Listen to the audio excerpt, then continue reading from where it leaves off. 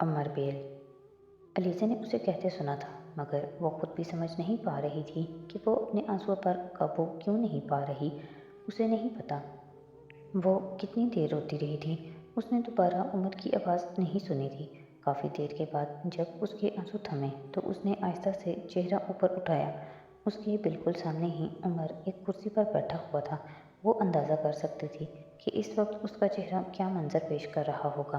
سوجی ہوئی آنکھیں، گیلا چہرہ، سرخ ناک اور اس میں بہتا ہوا پانی۔ اس نے سوچا اس سے زیادہ بری وہ اور کسی حالت میں نہیں لگ سکتی تھی۔ اس نے سر نیچے جھکا کر ٹی شرٹ کی آستینوں سے چہرہ صاف کرنے کی کوشش کی، پھر نامحسوس انداز میں ٹی شرٹ کے کونے سے ناک سے بہتا ہوا پانی صاف کرنا چاہا تھا، اور اسی وقت ٹیشو کا ڈبہ اس کے سامنے آ گیا۔ کچھ جھجک کے بعد اس نے 2 ٹیشو نکال لیے تھے۔ پانی چاہیے؟ بہت نرم آواز سے اس سے پوچھا گیا تھا، اور اس کا چہرہ اسبات میں ہل گیا تھا۔ جب تک اس نے ٹیشو سے اپنے چہرے کو خشک کیا، وہ ایک گلاس میں پانی لے کر آ گیا۔ اس نے پانی پینے کے بعد اسی خاموشی سے گلاس واپس اسے تھما دیا۔ رونا کس بات پر آیا تھا؟ وہ اب اس کے پاس بیٹھ کر اسے پوچھ رہا تھا۔ علیزہ کو اب شرمندگی محسوس ہونے لگی تھی۔ اسے رونا نہیں چاہیے تھا، کم از کم عمر کے سامنے تو بالکل بھی نہیں۔ کراچی میں کوئی بات ہوئی ہے کیا؟ علیزہ نے خوف کے عالم میں سر اٹھا کر اسے دیکھا۔ وہ بلا کا قیافہ شناس تھا۔ وہ بڑے غور سے اس کا چہرہ دیکھ رہا تھا۔ علیزہ کا دل چاہا اسے بتا دے کہ اس کے پاپا نے اس کے ساتھ کیا سلوک کیا، مگر وہ ایک بار پھر رک گئی۔ اس کی آنکھیں ایک بار پھر دھندلانے لگی تھیں۔ اس بار عمر نے بڑی نرمی سے اپنی انگلیوں سے آنسو پونچھ دیے تھے۔ رونے سے کیا ہوگا علیزہ؟ زندگی میں تو بہت کچھ فیس کرنا پڑتا ہے، ہر بار آنسو پرابلم حل نہیں کرتے۔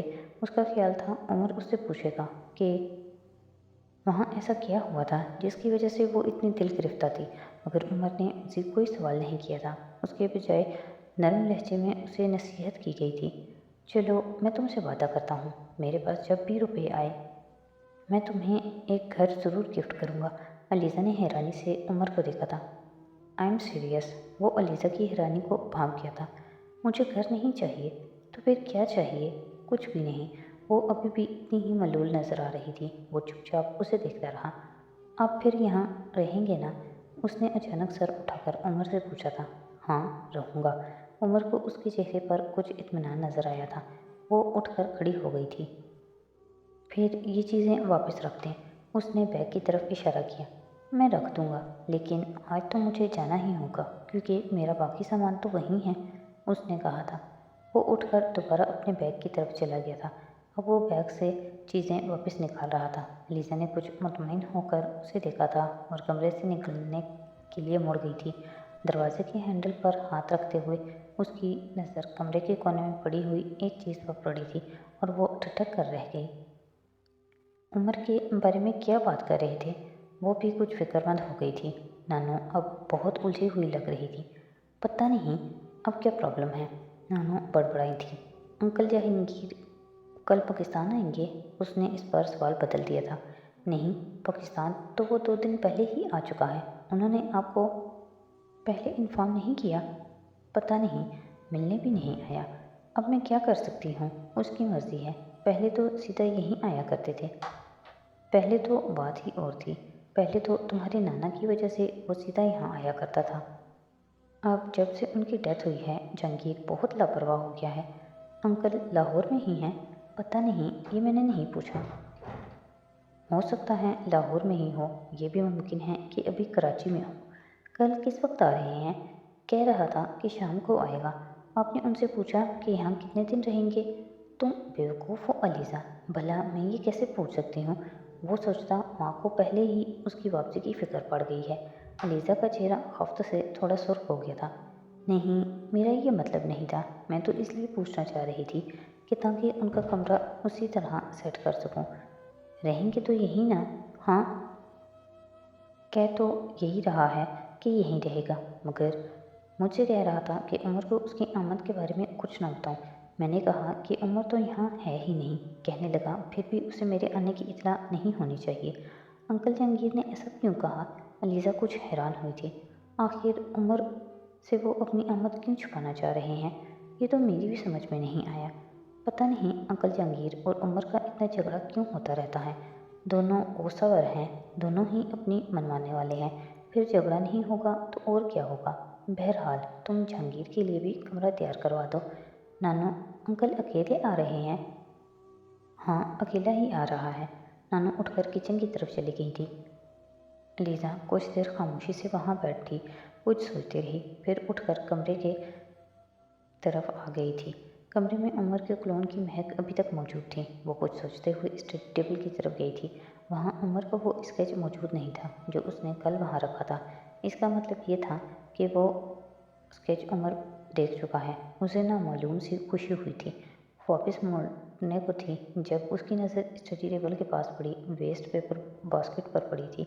उसमें सिर्फ एक मुड़ा थोड़ा कागज़ पड़ा हुआ था और वो इस कागज़ को हाथ लगाए बगैर भी जानती थी कि वो कौन सा कागज़ था। अंकल जहांगीर दूसरे दिन शाम को पहुंच गए थे। उनका मूड वाकई इस बार कुछ और ही तरह का था। हर बार जब भी आते थे तो बहुत खुशगवार मूड में होते थे। अलीज़ा से काफ़ी गर्मजोशी से हाल अहवाल पूछा करते थे, मगर इस बार वो बहुत संजीदा थे। अलीज़ा से उनकी रस्मी सी सलाम दुआ हुई थी। उसके बाद वो नानू के साथ उनके कमरे में चले गए थे। वहाँ उन दोनों के दरमियान क्या बातें हुई थीं वो नहीं जानती थी और ना ही उसने जानने की कोशिश की। उसने बस मुलाजिम के हाथ चाय और कुछ खाने की चीज़ें अंदर भिजवा दी थीं। 1 डेढ़ घंटे के बाद अंकल नानू के साथ बाहर लाउंज में निकल कर आ गए थे। अलीज़ा ने नानू के चेहरे पर भी टेंशन देखी थी। बहुत अरसे के बाद वो इस तरह परेशान नज़र आ रही थी। लाउंज में बैठने के थोड़ी देर बाद उमर का फ़ोन आ गया था और एयरपोर्ट पर था और ड्राइवर भेजने के लिए कह रहा था। नानू ने उसका फ़ोन रिसीव किया था और ड्राइवर को भिजवा दिया था। 1 घंटे के बाद पोरिज में गाड़ी रुकने की आवाज़ सुनाई दी थी। अलीज़ा ने अंकल के चेहरे पर नज़र दौड़ाई थी। वहाँ तनाव में इजाफा हो गया था। पिछले 1 घंटे से वो नानू और अंकल जहांगीर की बातें सुन रही थी और वो दोनों लाउंज में बैठे फैमिली मेम्बर्स के बारे में मामूली की गुफ्तगू में मसरूफ़ थे, मगर इन गुफ्तगू में गर्मजोशी या खुशी नहीं थी। यूँ लग रहा था जैसे वो सिर्फ वक्त गुजारी के लिए बातें कर रहे थे। अलीज़ा ने एक गहरी सांस ली थी। लाउंज का दरवाज़ा खुला और उमर अपनी ही रूम में अंदर आया था। पहला कदम अंदर रखते ही वो ठिठक कर रुक गया। अलीज़ा ने उसके चेहरे पर मौजूद हल्की सी मुस्कुराहट को गायब होते देखा। वो अंकल जहांगीर को देख चुका था और अलीज़ा ने इससे पहले उसके चेहरे को कभी इतना बेतासुर नहीं देखा था। उसने अंकल जहांगीर को एक नज़र देखा और फिर गहरी नज़रों से नानू को देखा था और इस वक्त अलीज़ा को उसकी आंखों में शिकवा नजर आया था। दरवाज़ा बंद करके वो अब आगे बढ़ आया था। अस्सलाम वालेकुम के 2 लफ्ज़ कहने के बाद वो वहाँ रुके या किसी को देखे बगैर लाउंज से गुजर गया था। अंकल जहांगीर ने उसके सलाम का जवाब नहीं दिया था। उसके चेहरे पर बहुत अजीब तासुरात थे। अलीज़ा, तुम जाओ और उसे कहो कि कपड़े बदल कर खाने के लिए आ जाए, खाना तैयार है। नानू ने उसी लम्हे अलीज़ा को मुखातिब किया था। वो एक लम्हे के लिए झिझकी और फिर उठ खड़ी हुई। उमर के बेडरूम के दरवाजे पर उसे 2-3 बार दस्तक देनी पड़ी थी। फिर वो रुक गई। हो सकता है वो पहले ही ड्रेसिंग में कपड़े तब्दील कर रहा हो, उसने सोचा था। चंद मिनट वो वहीं दरवाजे के बाहर खड़ी इंतज़ार करती रही। फिर उसने एक बार फिर दस्तक दी। इस बार उसे इंतज़ार नहीं करना पड़ा था। फ़ौरन ही उसे उमर की आवाज़ सुनाई दी थी। वो दरवाज़ा खोलकर अंदर दाखिल हो गई थी। उमर अब सफ़ेद शलवार कमीज़ में मलबूस था और मोबाइल पर कोई नंबर डायल करने में मसरूफ़ था। उसे देखकर रुक गया था। नानू कह रही हैं कि आप खाने के लिए आ जाएं। अलीज़ा ने नानू का पैगाम उसे दिया था। पापा कब आए हैं? उसने अलीज़ा की बात के जवाब में सवाल किया था। अंकल आज शाम को आए हैं। और तुम लोगों को पहले से पापा के आने का पता था? इस बार उसका लहजा बहुत तीखा था। कल अंकल ने फ़ोन करके नानू को अपने आने का बताया था। सुबह जब मैंने ग्रैनी को फ़ोन किया था तो उन्होंने मुझसे पापा के बारे में कोई बात नहीं की। अंकल ने नानू को मना कर दिया था कि वो उनके आने के बारे में आपको कुछ भी ना बताएं। वो खामोशी से उसका चेहरा देखता रहा, यूं जैसे उसकी बात को जांच रहा हो। ठीक है, तुम जाओ, मैं आ रहा हूँ। उसने एक बार फिर मोबाइल पर कॉल मिलानी शुरू कर दी थी। वो खामोशी से दरवाज़ा खोलकर बाहर निकल आई। लाउंज में आकर उसने नानू को उसके आने के बारे में बता दिया था। मुलाजिम ने चंद मिनटों बाद उन्हें खाना लगने की इतला दी थी और वो तीनों उठकर डाइनिंग रूम में आ गए थे। उनके डाइनिंग टेबल पर बैठते ही उमर डाइनिंग रूम में आ गया था। कुछ कहे बगैर वो एक कुर्सी खींच कर बैठ गया था। मुलाजिम ने सूप सर्व करना शुरू कर दिया। नहीं, मुझे नहीं चाहिए। उसने सूप का प्याला एक तरफ करते हुए चावलों की डिश अपनी तरफ खींच ली थी। सब ने खाना शुरू कर दिया था। नानो बारी बारी अंकल जहांगीर और उमर को डिशेस सर्व कर रही थी। उमर सर झुकाए हुए एक लफ्ज़ कहे बगैर पूरी संजीदगी से खाना खाता रहा। उसने एक बार भी अंकल की तरफ देखने या उन्हें मुखातिब करने की कोशिश नहीं की थी। दूसरी तरफ अंकल जहांगीर भी बहुत खामोशी से खाना खाने में मसरूफ़ थे। अलीज़ा खाना खाते हुए बारी बारी अंकल जहांगीर और उमर पर नज़र दौड़ाती रही। उमर ने स्वीट डिश खाने के बाद प्लेट खिसकाकर नैपकिन उठा लिया था और वो मुंह पोंछ रहा था जब नानू ने उसे मुखातिब किया था। उमर, अब तुम मेरे कमरे में चलना, मुझे तुमसे और जहांगीर से कुछ बातें करनी है। अलीज़ा ने यकदम उसके चेहरे पर तनाव देखा।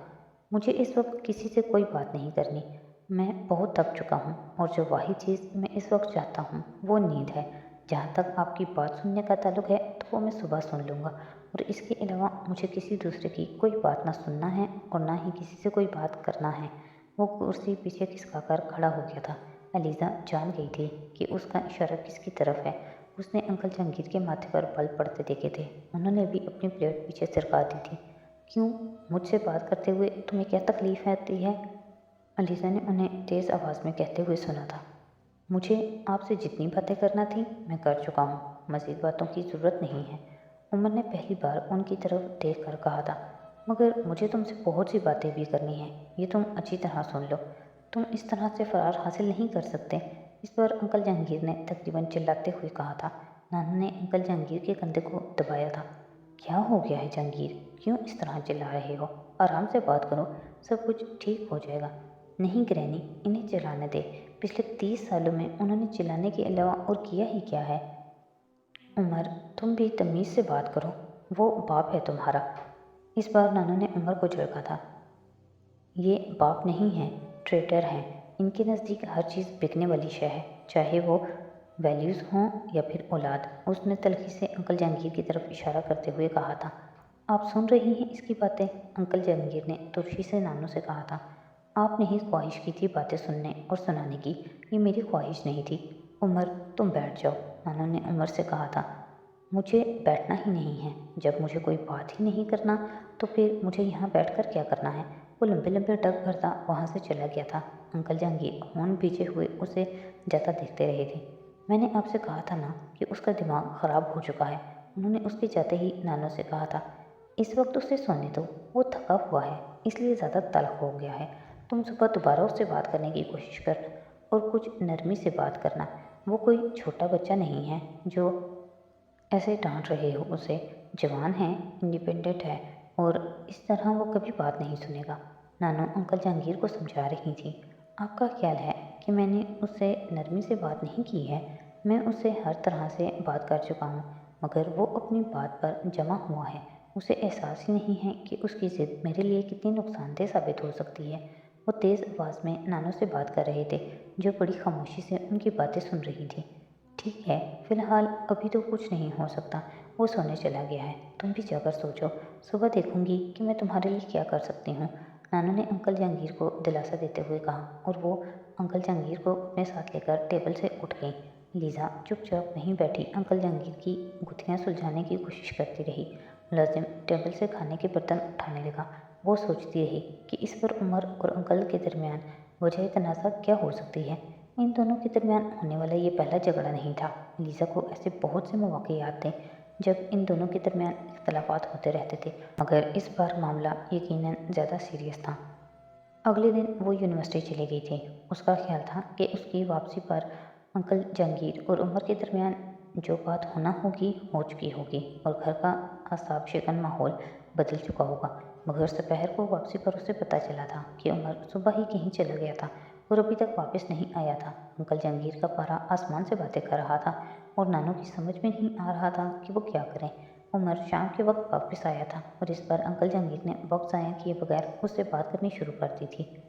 वो लाउंज में ही बैठे हुए थे और एलिज़ा चंद मिनट पहले ही उन्हें चाय देकर आई थी। मैं आपको कल भी बता चुका हूँ कि मुझे आपसे कोई बात नहीं करनी, उमर ने लाउंज में खड़े खड़े हाथ उठाकर कहा था। उमर ने नानू को बात मुकम्मल नहीं करने दी थी। ग्रैनी, मैं यहाँ इसलिए आया हूँ ताकि कुछ दिन सुकून से गुजार सकूँ। अगर ये मुमकिन है तो ठीक, अगर नहीं तो फिर मैं यहाँ से चला जाऊँगा। ये कहकर वो लाउंज से निकल गया। नानू ने उसे आवाज़ दी थी, मगर اس نے آواز کو نظر انداز کر دیا تھا۔ الیزا، جب اسے کہو کہ آ کر چائے تو پی لے، نانو نے الیزا سے کہا۔ وہ اٹھ کر عمر کے کمرے کی طرف آ گئی تھی۔ دستک کی آواز سنتے ہی اندر سے عمر نے آواز دی تھی۔ الیزا دروازہ کھول کر اندر داخل ہو گئی تھی۔ وہ اپنے گلے میں بندھی ہوئی ٹائی کھول رہا تھا۔ الیزا نے نانو کا پیغام اسے پہنچا دیا تھا۔ نہیں، مجھے چائے نہیں پینی، اس نے بڑی ترشی سے کہا۔ الیزا نے اس کے تیز چہرے پر تھکن کے آثار دیکھے تھے۔ اس کی آنکھوں میں سرخی تھی، شاید وہ رات کو دیر سے سویا تھا۔ الیزا کو بے اختیار اس پر ترس آ گیا۔ اس کا دل چاہا کہ وہ انکل جہانگیر کو یہاں سے واپس بھیج دے۔ اگر وہ بات نہیں کرنا چاہتا تو نانو اور انکل اسے کیوں مجبور کر رہے ہیں؟ اس نے خود ہی جانبداری سے سوچا تھا۔ میں چائے یہاں لے آؤں؟ الیزا نے ہمدردی سے اس سے پوچھا تھا۔ نہیں، ضرورت نہیں ہے، اس نے بڑی رکھائی سے انکار کر دیا تھا۔ وہ اسی خاموشی سے کمرے سے باہر نکل آئی۔ وہ چائے پینا ہی نہیں چاہتا، اس نے لاؤنج میں آ کر کہا تھا۔ وہ میرا سامنا نہیں کرنا چاہتا۔ اب دیکھ رہی ہیں کہ وہ میرے ساتھ کیا کر رہا ہے؟ اس نے انکل جہانگیر کا چہرہ سرخ ہوتے دیکھا تھا۔ الیزا، تم اسے جا کر کہو کہ میں بلا رہی ہوں، نانو نے انکل جہانگیر کو جواب دینے کے بجائے اس سے کہا تھا۔ وہ ایک بار پھر واپس پلٹ گئی تھی۔ اسے اپنے پیچھے انکل جہانگیر کی آواز سنائی دی تھی اور وہ ایک بار پھر نانو سے کہہ رہے تھے۔ عمر اس بار اس کے پیغام پر بھڑک اٹھا تھا۔ میں ایک بار بتا چکا ہوں کہ مجھے چائے کی ضرورت نہیں ہے اور نہ ہی مجھے باہر آنا ہے۔ تم جا کر گرینی سے کہہ دو اور پلیز اب دوبارہ یہاں کوئی پیغام لے کر مت آنا، بار بار مجھے ڈسٹرب مت کرو، اس نے خاصی تلخی سے الیزا سے کہا تھا۔ اسے یہ یاد نہیں پڑتا تھا کہ عمر نے کبھی اس طرح اسے جھڑکا ہو۔ وہ ایک بار پھر پلٹی تھی اور تبھی ایک جھٹکے سے دروازہ کھول کر انکل جہانگیر اندر آ گئے تھے۔ آپ کو میرے کمرے میں اس طرح داخل ہونے کا کوئی حق نہیں ہے، اس نے عمر کو تیز آواز میں کہتے ہوئے سنا تھا۔ الیزا کی سمجھ میں نہیں آیا کہ وہ کیا کرے، وہاں ٹھہرے یا چلی جائے۔ یہ کمرہ میرے باپ کا ہے، انکل جہانگیر نے جواباً کہا تھا۔ لیکن آپ کا نہیں ہے، آپ یہاں سے چلے جائیں، عمر نے ترشی سے ان سے کہا تھا۔ میں نے اپنی زندگی میں تم جیسا خود غرض، خود پسند اور غیر ذمہ دار شخص نہیں دیکھا۔ انکل نے اس کی طرف انگلی سے اشارہ کیا تھا۔ ہاں، میں خود غرض، خود پسند اور غیر ذمہ دار ہوں، کیونکہ آپ کا ہی بیٹا ہوں، عمر نے انہیں اسی لہجے میں جواب دیا تھا۔ الیزا کو انکل جہانگیر کے پیچھے دروازے میں نانو نظر آئی تھیں۔ میں تم سے آخری بار صاف صاف بات کرنا چاہتا ہوں، مجھے جتنی بات کرنی تھی کر چکا ہوں، اب اور کوئی بات نہیں کرنا چاہتا۔ اب پہلے بھی میں انکار کر چکا ہوں، اب بھی انکار ہی کرتا ہوں اور میرا جواب آئندہ بھی یہی ہوگا۔ اب آپ میرا پیچھا چھوڑ دیں اور یہاں سے چلے جائیں۔ عمر، تمہیں کیا ہو گیا ہے؟ اس طرح بیہیو کیوں کر رہے ہو؟ اس بار نانو آ گئی تھی۔ میں بالکل ٹھیک ہوں اور بالکل ٹھیک بیہیو کر رہا ہوں۔ آپ نہیں جانتی کہ یہ میرے ساتھ کیا کرنا چاہ رہے ہیں۔ میں جانتی ہوں اور میرا خیال ہے کہ جہانگیر جو کہہ رہا ہے اس میں کوئی حرج نہیں ہے، نانو اس بار دھیمے لہجے میں بولی تھی۔ عمر حیران نظر آیا تھا۔ آپ جانتی ہیں اور پھر بھی آپ کو اس بات میں کوئی حرج نظر نہیں آ رہا۔ عمر، تمہیں شادی تو کرنا ہے تو پھر جہانگیر کی مرضی سے ہی کرنے میں کیا حرج ہے؟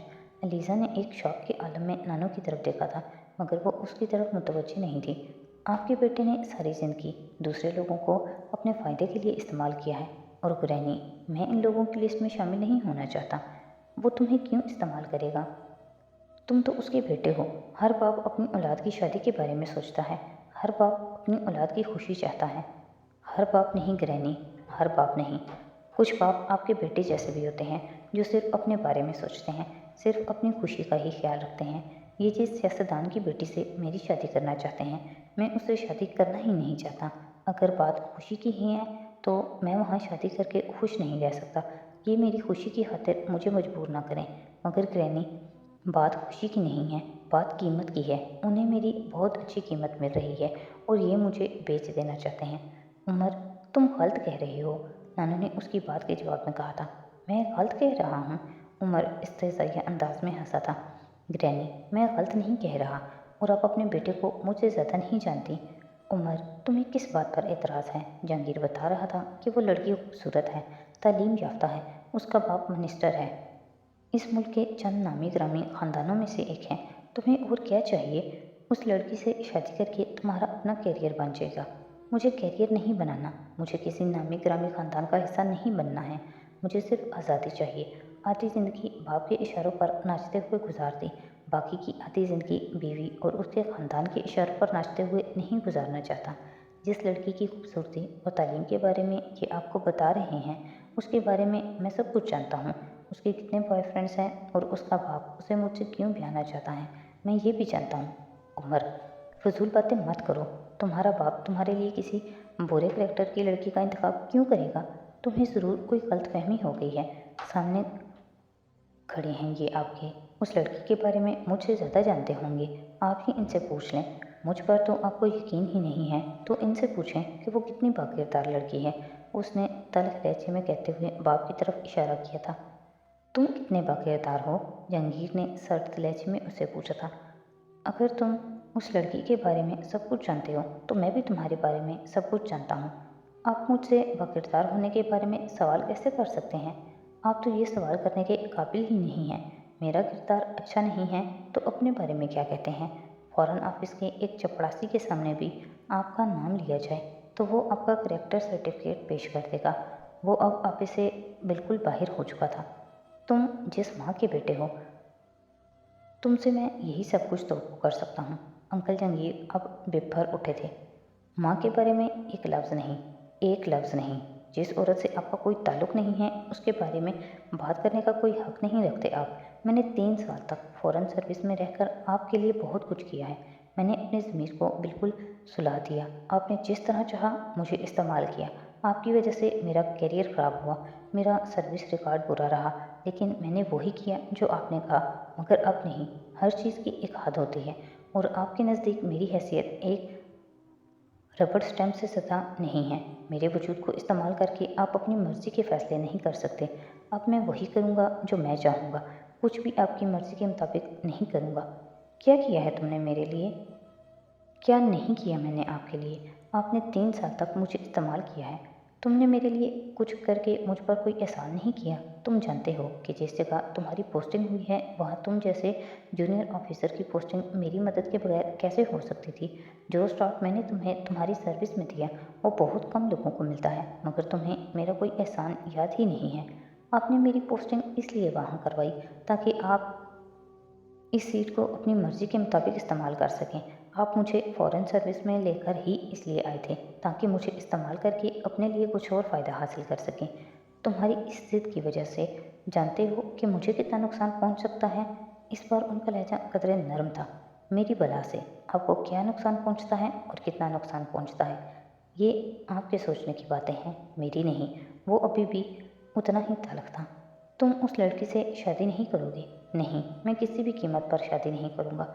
जानते हो उस लड़की से शादी करके तुम कहाँ पहुँच सकते हो? अब मेरा हमदर्द बनने की कोशिश मत करें। मैं उससे शादी करके कहीं नहीं पहुँचूँगा। हाँ, आपके सारे प्रॉब्लम्स हल हो जाएंगे। सर्विस में आपको 2 साल की एक्सटेंशन मिल जाएगी। आपके खिलाफ चलने वाली इंक्वायरी की रिपोर्ट गायब हो जाएगी। एम्बेसी के फंड्स में किया जाने वाला ब्लंडर गोल हो जाएगा और मुस्तकबिल के लिए जो परमट और कोटे आपको चाहिए वो भी आपको मिल जाएंगे। मगर मुझे अब आपके लिए ब्लैंक चेक नहीं बनना। तुम इस सब के लिए बहुत पछताओगे। मैं पहले ही बहुत पछता चुका हूँ और अब और नहीं पछताऊँगा। मैं तुम्हें आसमान पर ले जाना चाहता हूँ और तुम एक गट्टर के कीड़े बनकर ज़िंदगी गुजारना चाहते हो। हाँ, आप मुझे आसमान पर ले जाना चाहते हैं, लेकिन मेरे गले में फंदा डालकर मुझे ऊपर उठाना चाहते हैं। मैं जानता हूँ मेरे खिलाफ ये सब कुछ तुम्हारे दिमाग में डालने वाला कौन है। मैं इस औरत को देख लूँगा, जहांगीर ने जहरीले लहजे में कहा था। वो औरत मेरी माँ है और मैं इससे पिछले 6 साल से नहीं मिला और आपको जानने के लिए मुझे किसी से कुछ सुनने की ज़रूरत नहीं है। उसके बगैर ही आपको बहुत अच्छी तरह समझ चुका हूँ मैं। तुम्हें ये जो बोलना आ गया है तो सिर्फ मेरी वजह से। मेरे नाम, मेरी मदद के बगैर तुमसे कोई हाथ भी ना मिलाना पसंद करता। आपका नाम मेरे लिए किसी फ़ख्र का बायस नहीं है। आप अपनी रेपुटेशन बहुत अच्छी तरह जानते हैं और ऐसी रेपुटेशन वाले शख्स का हवाला देना बहुत बड़ी हमाकत है और मैं ऐसी हमाकत नहीं करता। उमर को जहांगीर जैसे लायका के बगैर भी बहुत से लोग जानते हैं और वो इसके बगैर भी ज़िंदा रह सकता है। अगर मेरे नाम के साथ आपका नाम है तो ये मेरी मजबूरी है, मेरी ज़रूरत नहीं। मुझे फ़ौरन सर्विस में लाकर आपने मेरी जो फेवर की मैं वो लौटा चुका हूँ। अब ना तो आप ही मेरे लिए कुछ करें ना मैं आपके लिए करूँगा।